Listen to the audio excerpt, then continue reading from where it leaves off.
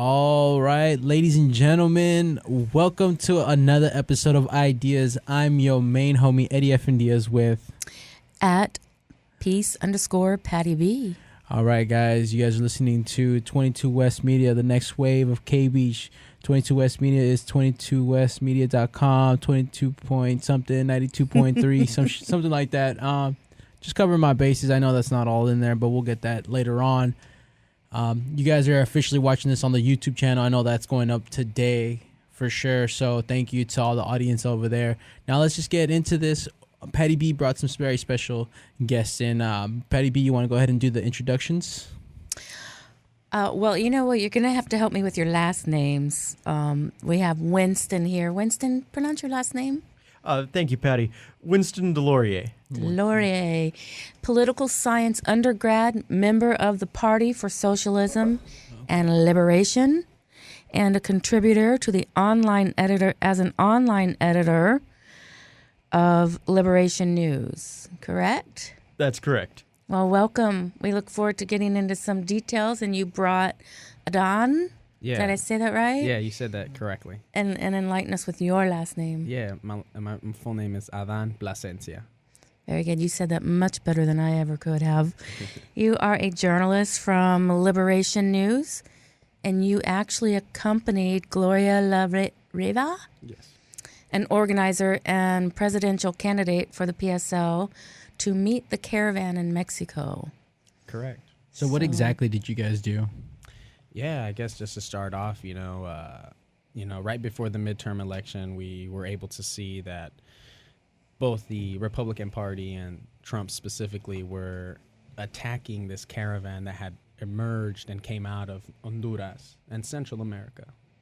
The caravan, and this specific caravan, because there have actually been a few other caravans which had left Honduras, some say about October 13th through October 15th. They left from San Pedro Sula, which is in the northern part of Honduras. And, we saw how much horrific rhetoric was coming from the Trump administration and both the Republican Party and really just using the caravan as this type of punching bag. And we in the PSL said, you know what, we need to get down there. And me and Gloria La Riva left on the day after Halloween. And we arrived in Mexico City. The caravan was already arriving to southern Veracruz, the state of Veracruz, and we drove down there to meet them and were with them for 9 days from Isla Veracruz all the way to Mexico City, and we spent 5 days with them in Mexico City. And was this at a time when they were traveling, I'm assuming, right? Yeah, absolutely, yeah. So how did they do it? How were they traveling? Just to put it in perspective for the people listening. Yeah.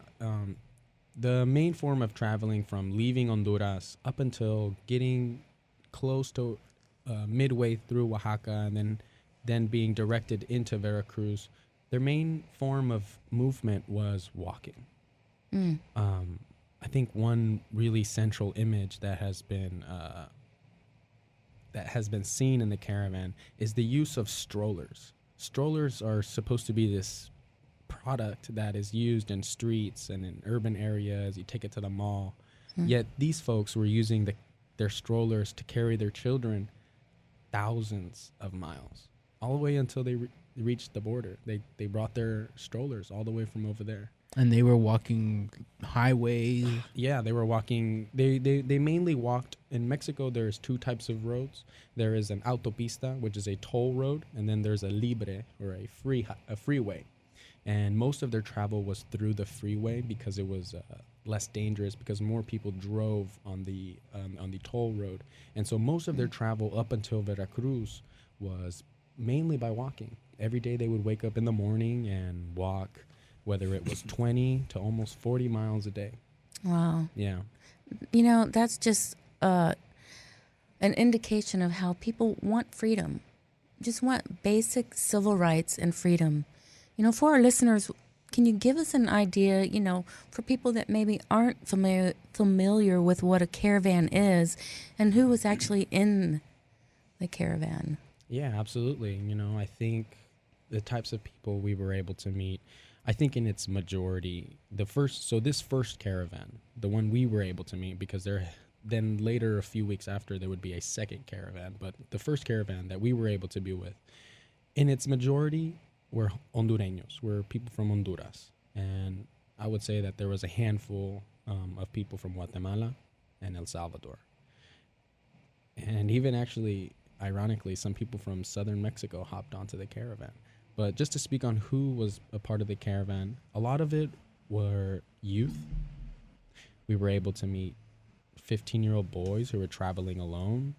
We were able to meet mothers with their children, parents. The UN, I believe, estimated, although the numbers are kind of debated, that there was between about 1,200 and 2,000 children under the ages of 10 traveling.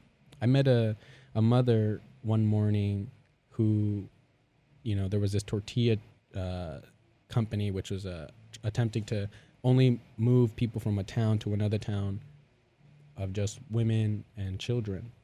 And this one mother, the truck got full and she was holding her 3-month-old baby. And it was 4 a.m, cold. And, no room on the truck, so it's time to walk. So I would say in the majority, it's a lot of families. It's parents. It's seniors who can't get jobs anymore. It's a lot of youth who are fleeing crime. I would say a lot of men, really a lot of men who just couldn't find work for whatever reason, and they have fled this poverty in their nation. So it's the oppressed and marginalized that are put to the side through capitalism and greed and just wanting basic rights and freedom and fleeing. What would you say that their main thing that they were fleeing from? I would say it's 2 factors. One is that their nation has been completely obliterated by neoliberalism. What's just even for people like myself, can you just explain more what neoliberalism is? Yeah, absolutely. Neoliberalism is this new phenomenon of capitalism that arose in about the 80s, some countries in the 70s, and it's this program of, we have X amount of money going to social services, X amount of money going to education, X amount of money going to healthcare. And so what they do is, okay, there's too much money being sent to education. Let's slice that down and just privatize. You see that even here in the United States with the neoliberalization of higher education. I mean, 20 years ago, people weren't paying $15,000 to go to the UC system.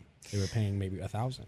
No, and that's true. And maybe to go into a little more detail, and that's the effects of neoliberalism and the actual, if we want to say term definition that stems from those things happening. It's this idea of every man for himself. It's kind of like the government's way of saying we have all this surplus and we need to find a way of distributing that money but still keeping the wealth for ourselves. So we are going to put this idea out that, every man for himself. We all, if we have struggle and strife, that's not the government's issue. We're not here to help. So this idea of neoliberalism is the idea of more so like every man for himself. And then when we have the oppressed, there's the marginalized, the oppressed that get left aside from that idea that, if there's financial strife or social tragedy, that you're on your own. We don't have this government that's going to, help the society, help the person. It's the person's supposed to be doing that for themselves. And that's what the neoliberalists believe, that, you're on your own. Yeah, thank you, Patty. I would just like to, emphasize, this phenomenon of neoliberalism and this. I think we have to be, very. We have to recognize that it reflects the real defeats of the working class movement and other liberation struggles that were waged really fiercely. this program, because they're theorists and their ideas, as you were discussing, they've been, a lot of people were planning things like this for a long time, but they could never have achieved these, they could never have clawed back all these, rights that working people had earned. They could never have really torn up all these compromises if it weren't for, the relative, the strengthening of their position. And I think we've seen it all around the world. We see it in Europe in the form of austerity policies. We see it we saw it in America. I've seen it in America in the rollbacks of welfare reform under Bill Clinton and continued just every rollback in workers' rights, and in the intensification and increasing aggression that we've seen in the past 20, 30 years internationally against people, destroying governments that weren't completely, they may have come to an accommodation with America, but weren't completely subservient to imperialism, and even intensified exploitation, even in countries that already were in many ways subject to imperialism. And there is this global, really, and I think sometimes we can say as a moral principle, an injury to one is an injury to all, and it's easy for people to just think of that as a moral principle, but I think we have to remember that this really shows the strengthening of the position of capitalism in the world. That's what's allowed these counterattacks all across the world. Right. It's leaked. We have a global transnational capitalistic crisis going on. And, Eddie and I've had our little differences on capitalism. And, I stand by, capital is just basically when we don't put it in a form of greed, it's something that we acquire through working. And it's something that we should all equally have the same rights.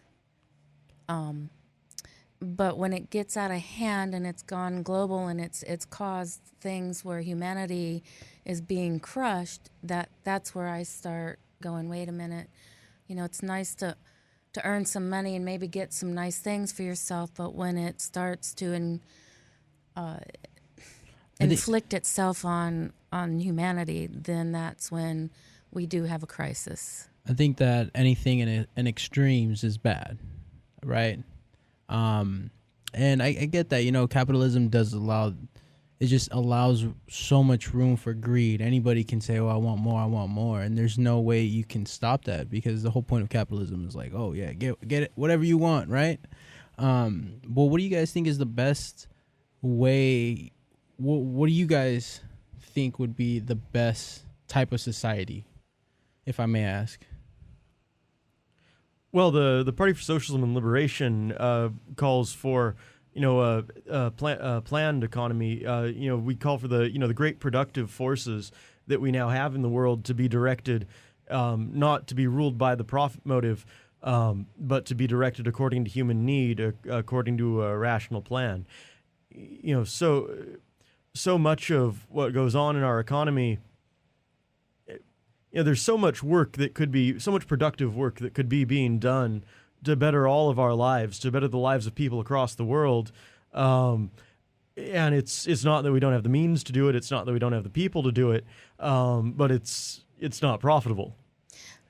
No, and the wealth is so undistributed that how can some people that are being oppressed, demarginalized, and subjected to heinous things like having to flee with their children, just for liberation, it just seems unfathomable, that we've gotten to this place where we've put profit over people, and we have these groups that are emerging right now that are in our own backyard that are, white supremacists in my version and view, that I feel at a loss. Like we really need to get the word out and keep spreading, so somehow we can break down the capitalistic part of our state apparatus that calls for these types of heinous things to happen. Do you guys think that capitalism can be stopped, or that we can choose a different route? Yeah, I would say definitely. You know, I think we only need to look back at the legacy of colonialism and how colonialism was smashed. You know, I think one, quick prime example, because it's so huge in our side of the hemisphere, is Cuba.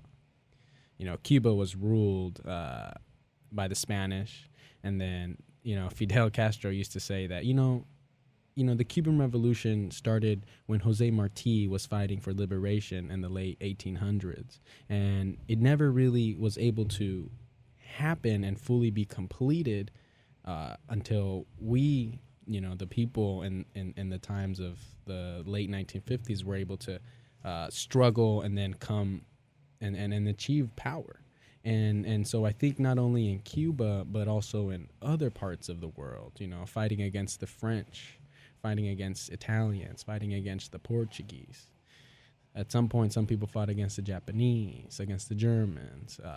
And so I think we can look back at the legacy of colonialism and how they struggled in their own contexts, in their own contexts, because every nation has had to fight and is smashed under different conditions. And so they have to find different ways to be able to get to that point of liberation. And I think Cuba has, ever since 1959 happened in the Western Hemisphere, the United States has been very afraid that there would be another Cuba. I mean, there's that famous quote that Che Guevara used to say, that we need 1, 2, maybe 3 Vietnams in Latin America, because, this U.S. imperialist state has been murdering people, whether it's for profit, whether it's to regain a certain nation that had been left from its periphery. I think one of the most recent cases is Libya. Libya was this anchor in Africa. It was leading the charge and wanted to change how Africa looked, and it didn't want to be dominated by the U.S. markets, U.S. capital, including European capital.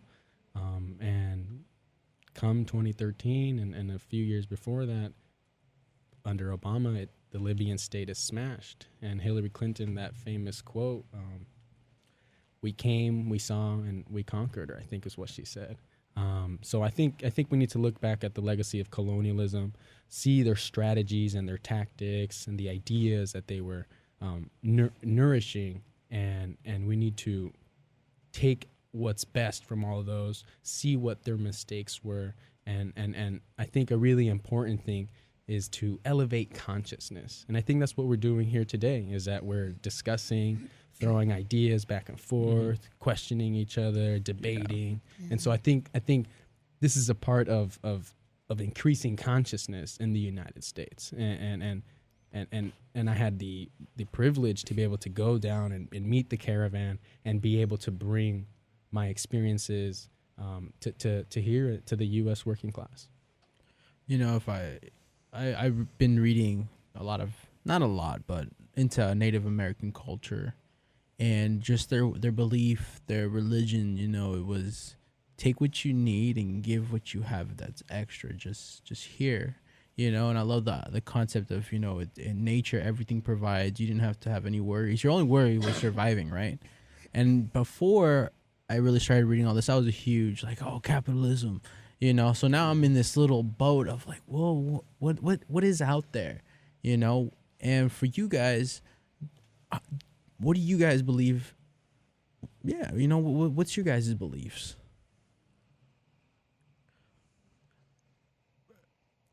Well, I'd say I believe in people. I believe that we Right can.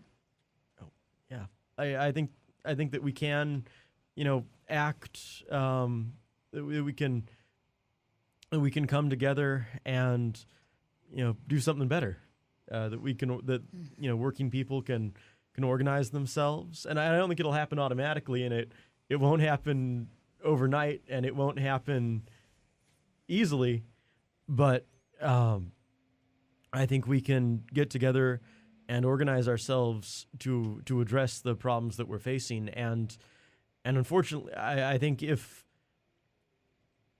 we continue to, if our society continues to be organized around the profit motive, we won't be able to, problems like global warming or, the problem or war, there's, even if everyone recognizes the severity of these problems, that recognition alone won't do us any good if we aren't able to actually control our society.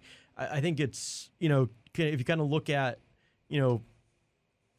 Obama or the Democrats versus the Republicans, there's people will make a very big deal of the fact that the Democrats recognize global warming and the Republicans don't. But I mean, at the end of the day, even the even the environmental policies we're hearing proposed are not of an order of magnitude that will prevent really catastrophic global warming, and it's not it's not that they're that they don't believe in it. They recognize that reality, but they're still, at the end of the day, the system that they defend and that they're tied up in is one in which avoiding that disaster is of a lower priority than keeping the profits high. So do you think that that there will come a time where a person is willing to just give up the dollar sign to make sure that people's voices are represented, in the sense that they're not going to allow, I guess you would call it those people that, I have money, do what we ask. I forget the name. Sorry, I'm love vocabulary right now. But yeah, do you think that it just takes somebody like that, someone who's just going to say, you know what, keep the money, I need to do this because it's right? I mean, I think I actually think it's not so much. I don't think it's really as much of a purely moral question as I think, the interests of the working class require it. I think if we all just, if we don't build that kind of solidarity, and if we all just sort of operate for our own, try to serve our interests individually, we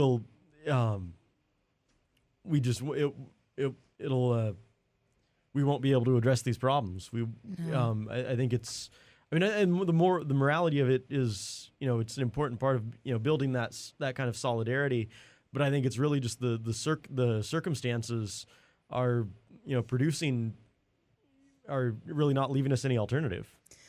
No, I think it's definitely that, and it's a matter of, spreading enough information out there so people can start changing their morals, and then we can break down that collective consciousness that everything is status quo, everything is as just the way it is. I think we need to educate more and more and more so we can break that ideology down, and the ideology that there are certain norms that really aren't humane, and we need to stop allowing them to be norms.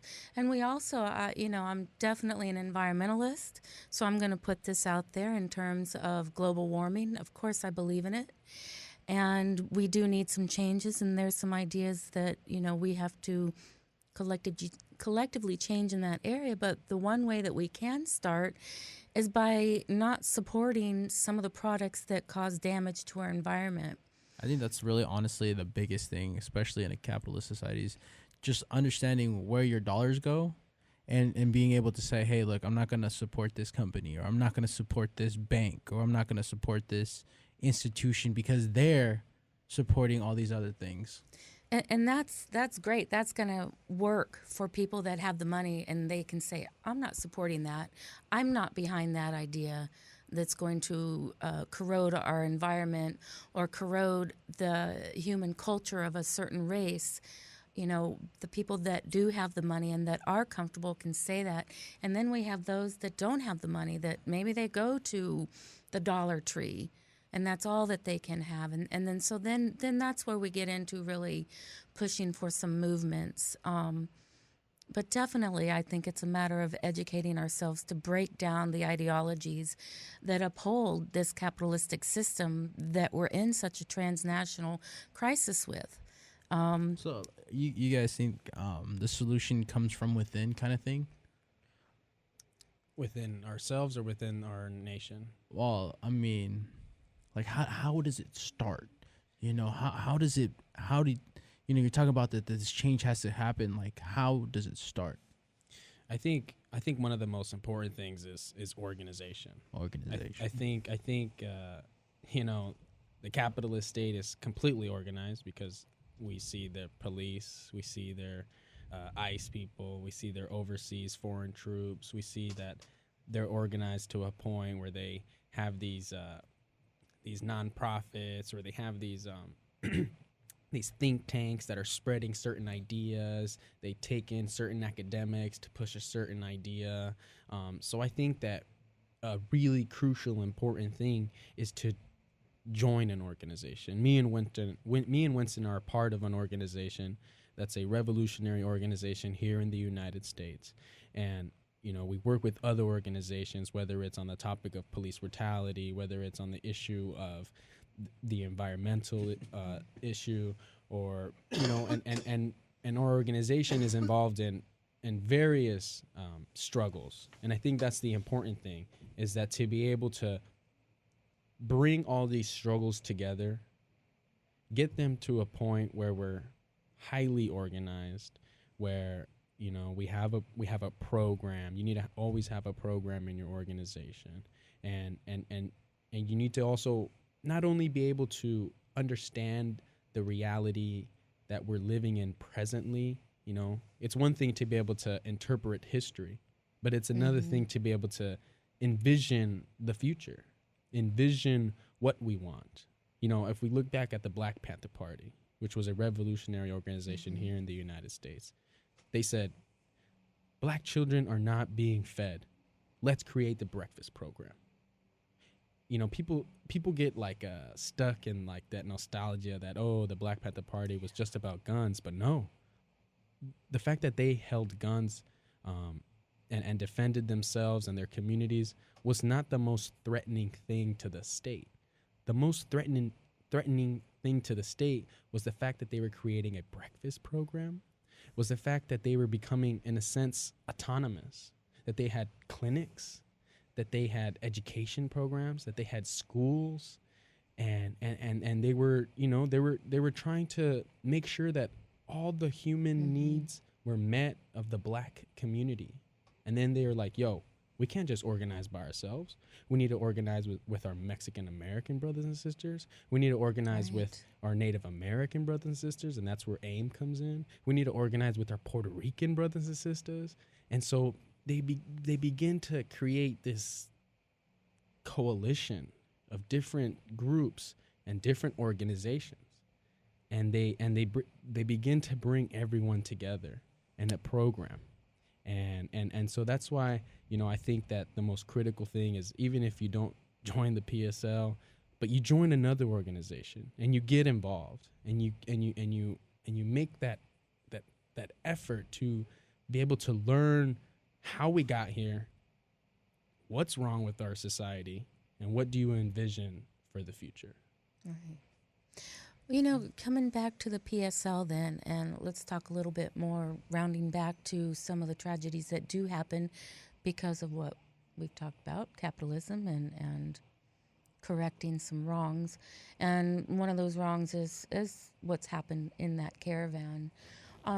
When you went to see those people, they were migrants and refugees. And what does that mean, to give everybody listening an idea of what that means, who they were, and why they escaped.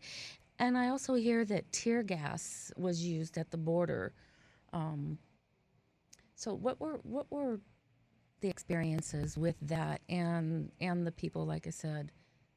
Yeah, absolutely. You know, I think just to put something out real direct is that, you know, the Caravan, when they were in Mexico City, they had a march, they had a protest to the UN headquarters in Mexico City. And one of their main demands, besides getting transportation, one of their main demands was to be classified as refugees. The UN, till this day, has not declared them refugee status. And so what that means is that, you know, the U.S. being one of the top persons in the UN, you know, the U.S. is able to use the UN's refugee status to be able to use that as a political weapon against certain countries that they attempt to delegitimize. One example, Venezuela. People have left Venezuela for the reality that they're facing. And that's a totally different topic. Hopefully there's another hour for that some other day and we can bring someone in. People fleeing Venezuela, they say, okay, let's put them all as refugees. Okay, let's get them transportation. Let's set them up with housing. Let's set them up with X, Y, Z, etc. And so they kind of get this kind of almost like a toll road. And then you kind of are able to bring the media in. And then you're like, oh, look, everybody's fleeing. And they did the same thing to Cuban folks when Cubans began to flee Cuba after the Cuban Revolution. They gave them refugee status. Boom, put them on a boat or a plane. They put them over into Miami. And now we have Little Havana and Miami, and they kind of just get to the front of the line of the refugee process. And this caravan has not been declared refugees, and so they were like, "Why are you treating us with this double standard?" You know. I mean, I'm gonna play devil's advocate here, if you guys don't mind. So, you know, there's refugees in other countries where, you know, their homes are being bombed. Their homes. You know, these people are really, you know, feeling genocide and stuff like that. So when you compare the struggles between this group of people and, you know, the people whose homes are being really destroyed, you know, how do you make them equal, like in the terms of, you know, refugee, you know, just the legality of it. So like people understand what the struggle is and what they have to, the check marks they have to basically cover to get that status. Yeah, absolutely. You know, one of the main things is that you have to be able to prove that you're fleeing violence. You have to have a legitimate proof that you're fleeing violence. You know, you have to have some kind of proof that you have this threat against you. Maybe you filed a police report that never really got processed. And so you kind of have to be able to have a legitimate threat. One of the things that you cannot use to declare refugee is that you're poor. You cannot declare and begin the process of asylum here in the United States just because you are poor. That's one of the, I think, just one of the most cruel things, just when we're talking about capitalism, what it's done to nations all around the country. And so, you know, I think, what is the caravan fleeing from? You know, we talked that there was a coup in 2009. So I'm going to give you all some context. Mel Zelaya, who was a liberal, was a very popular president, not a socialist, not a radical of any degree. You know, he begins to change his nation because the people say, hey, you know what? You know, we need education. We need food at our schools. We need medicine in our hospitals, etc. And then Land comes reform. Yeah, absolutely, land reform. And then comes the point where, you know, we also have to put it in the context of that in Latin America there was this shift from neoliberalism. We see the presidency of Evo Morales. We see the presidency of Rafael Correa. We see Hugo Chavez. You know, we still have, you know, we had Raúl Castro up in Cuba. And so there's all these governments shifting to the left, one could say. And Mel Zelaya, the president of Honduras, goes and joins ALBA. ALBA is the alliance of Bolivarian of the Bolivarian Revolution to be able to unite the resources of Latin America and to share resources. And so now Venezuela is sending subsidized oil to Honduras, and Cuba exports doctors all over the region. And so after Mel Zelaya joins ALBA, they have on their election in June of 2009, they call it La Cuarta Urna, the fourth box. The fourth box. It says, do you want to convoke a constituent assembly? And to convoke a constituent assembly means that we want to rewrite and revisit the Constitution that we have, the rights that we have, and they wanted to expand those rights that they had.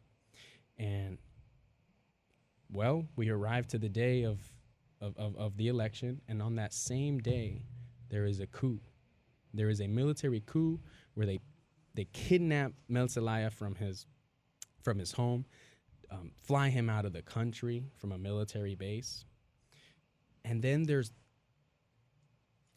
this repression that follows that afterwards, because the people are like, "Yo, we want our president. Where did you take our president?" And the people manifest in the streets, and when people demonstrate in the streets, obviously they're gonna get repressed. Curfews go up. Civil rights get kind of thrown away out the door, always at the first. And so from 2009, we have this coup. We have these presidencies that come in. This guy by the name Lobo. Then we have this new guy who's the current president, Juan Orlando Hernandez.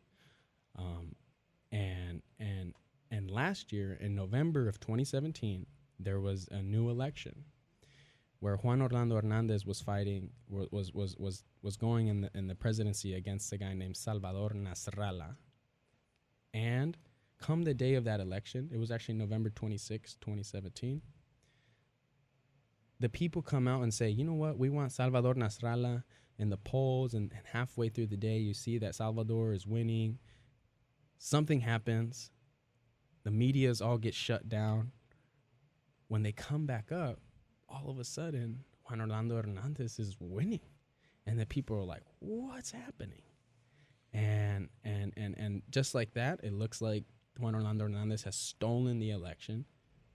With the month following that is huge repression, huge manifestations.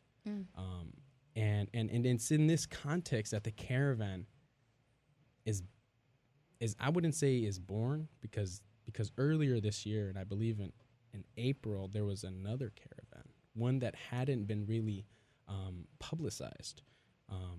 And one journalist, if y'all ever want to look him up, his name is Bartolo Fuentes.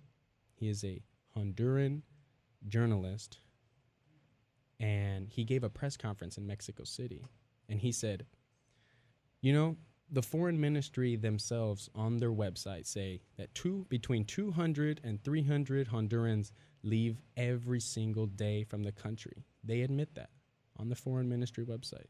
He says, today here in Mexico City, we just have the accumulation of 20 days. And he says, the president and the foreign ministry aren't mad that these mothers are struggling through the heat, through the cold, through these long treks of walking and traveling. They're not mad that these people are fleeing. What they're mad about is the visibility that this caravan has shown on Honduras, on Central America. There is a complete crisis in Central America. And this caravan has kind of shone the light on that. It has shone the light on the horrific conditions that they face, whether it's repression from the state or whether it's repression from simple common crime, organized crime, gangs, simple petty crime. You get extorted for money. And there's a lot of history to a lot of countries. Why not allow these countries to go through whatever it is they go through? why not just allow their course to take place, just like all these other countries who've fallen or who have gone through these revolutions? Why not? You mean why not there be a revolution in Honduras? Or No, why not allow it? Allow the things people to to play flee? out. Allow.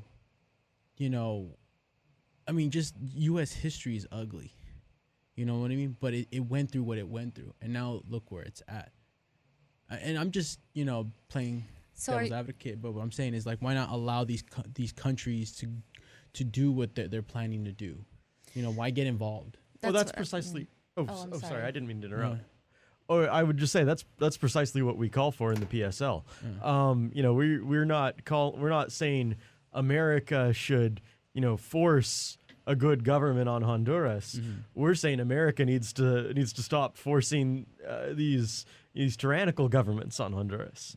Mm-hmm. The Honduran military would have never dared take out Zelaya if without the knowledge that America was behind them.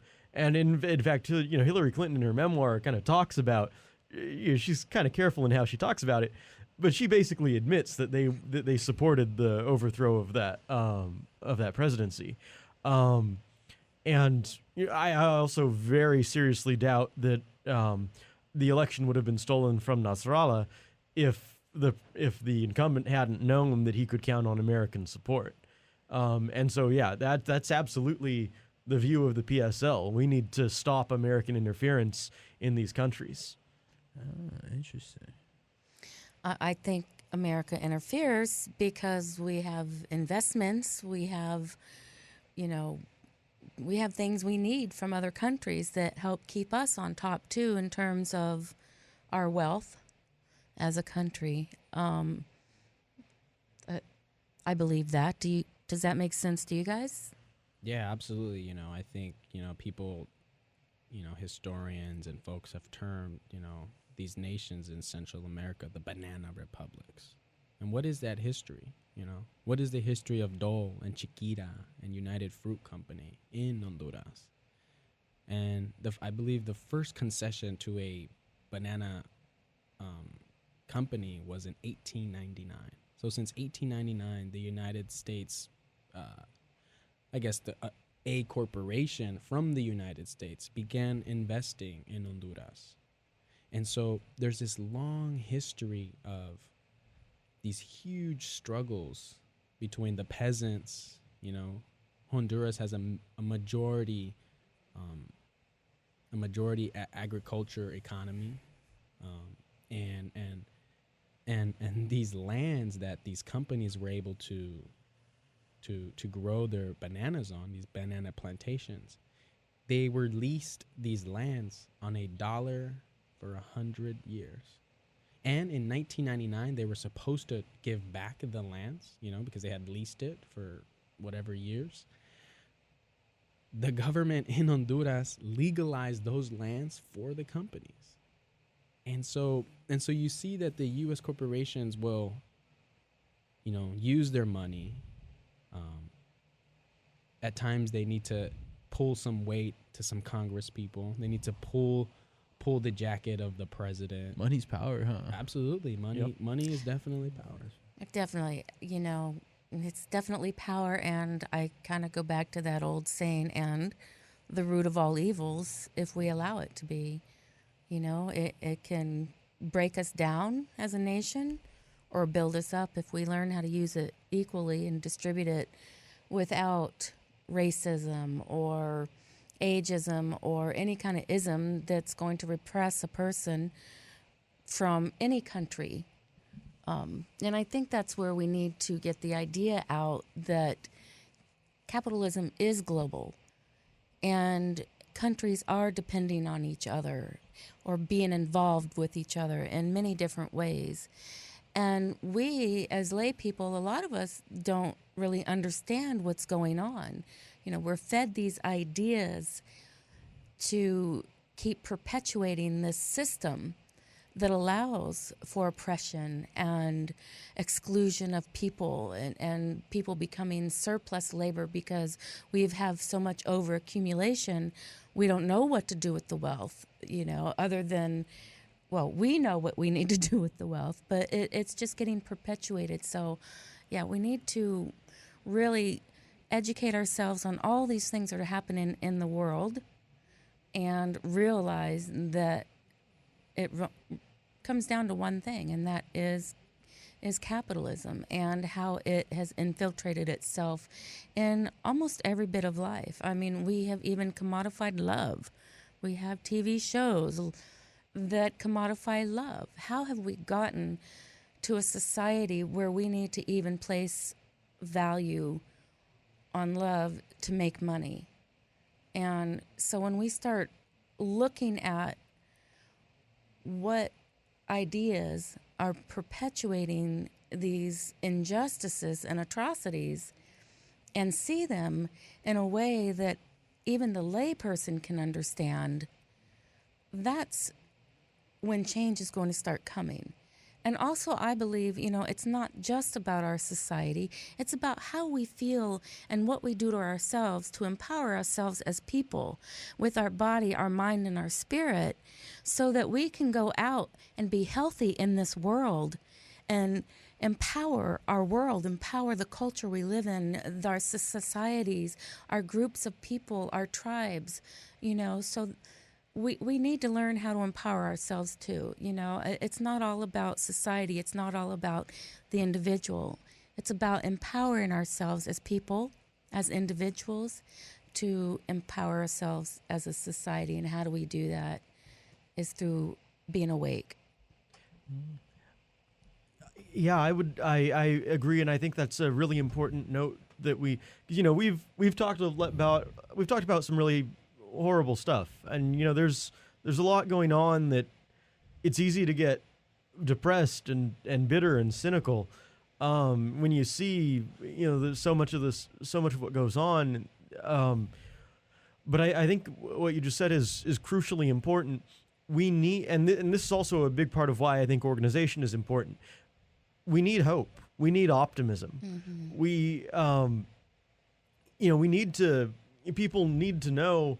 You can't just tell people how bad things are. You need people need to. You need to show them that things could be better. Things. That they can make things better. And I think actually.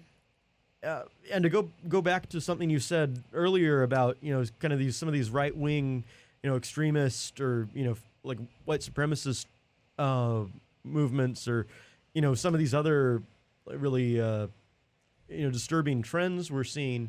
I think that's a big part of providing not just denouncing everything that's wrong with the world, but providing as Adon said, a positive program. Yes. Because if we're just denouncing everything that's bad and getting worried about like things that are getting worse, we're ultimately that puts you in the position, or at least that'll make you look like you're in the position of defending the status quo. If we're just fighting a rearguard action against things getting worse, that's gonna working people are. They're already fighting delaying. They're already losing ground. They don't. That's not going to get them into the fight. And also to some sectors of society, I think there's a lot of parts of people in society who could go either way. Who realize that the way things are and the way things are going they have no hope. But who are not, in a position where they're, automatically going to come to the side of the working class. I think that's a big, and I think that if someone's on the fence, and I think a lot of middle class folks from middle class background, I think in many cases like the rural and parts of the rural and suburban middle class, they know that capitalism as it exists is squeezing them out of existence. They need something. They have to have an alternative. And if they see that we're just sort of trying to prevent the status quo from getting any worse, we're not offering them a way out. They need a way out. And, fascists and demagogues, they're not offering them a real way out, but they're claiming to offer a way out. And so we we need to offer a real serious alternative. We need to tell people, no, there is a way out. No, this isn't the best we can do. We can, if we get organized, and if we get organized, there's a chance. We got a chance. Right. So let's say you are organized. What are things that you would say or do? Like what would be some solutions? Well, just to clarify, as we discussed, the need for organization. We don't believe that it's simply a question of we organize and we build consciousness, and you keep doing that until and then we take power, and then we take power. But what we believe is that capitalism inevitably tends, and we see this every 10, 20 years, it produces these crises, and it produces problems that it can't solve. And so in the meantime, we can do the Black Panthers programs of mutual aid and community support were crucial, and in some ways many of the gains that they made have not even been they haven't even been able to claw those back. The neoliberalism has not many accomplishments of the Panthers have still managed to survive even under neoliberalism. And so those kind of community organization and community support and building a community feeling are crucial. But also, I think a huge part of it is, when we face these crises of the capitalist system, the Great Depression, the collapse of the housing market, the imperialist wars that capitalism creates, we can't just wait for those huge problems, or for the various problems that we're going to be facing as a result of global warming and other environmental problems. We can't just wait for those things to get, for those crises to hit, and then try to organize. We, at that point, even if you can have, brilliant leaders, you can have brave people, you can have all these things, but if you wait till that point to actually get organized, it's going to be too late. Historically, I think we've seen that, and so that's just getting people together, and then from there, because what I'm taking from you is like the Black Panther started that meals program. Once you become organized, then you can say, okay, these are the problems that we have, and then we can collectively make figure out solutions from there. Is that how you say it? Exactly. Actually, you summed that up, much better than I was. Thank you. No worries. And like I said earlier, I used to be a capitalist big time, but it's interesting to see the other side. It's so interesting because I agree with you, man. It's crazy to think how money and the thought that just because you have $100 bill in your pocket, you somehow have more power than someone else. That now is kind of seeking in, like, and you know it's what? crazy. And right there's the hope. There's the hope right there, because there was a time you and I could never have this kind of conversation. Yeah. So that's even another way of giving hope. It's through knowing that through conversation and discussion that maybe we can, with people, of all ages and ethnicities and different nationalities, that we can come to this understanding of the true picture of capitalism. So there is hope. Guys, we're coming up 5 minutes left. Before we keep going, I really want you guys to just shout out your Instagram handles or any place that these fans can find you. Yeah, you can find me on Twitter. I have a funny Twitter name. It's at Adan Smiles, ADAN Smiles. And you can look up my, when we were down in Mexico, you can look up our 5 articles and our 3 videos up at liberationnews.org. That's liberationnews.org. Yeah, I'm actually trying to not use social media much, but I at Comrade Delorier on Twitter. You can find me there. All right. Now we have 5 minutes. Do you guys have anything you guys want to say? Some last minute words or anything that you guys want to get off your chests? Yeah, I do. I wanted to actually respond to something that Patty had asked me earlier about the tear gas at the border. A Sunday ago, a group of Caravanistas were able to, or they decided to march towards the border in an attempt to ask for asylum. And also, just so you know, the U.S. is obliged by law, by international law, to at least give them the application, process it, and even if they decide to deny it, well, they denied it. But they're by law obliged to process the application process. Instead, they were met with tear gas. They were met with pepper spray. And we were able to see, I'm sure y'all saw that image of that mother running away from tear gas, like kind of like running away with her 2 daughters. It was a very, I guess, tragic moment.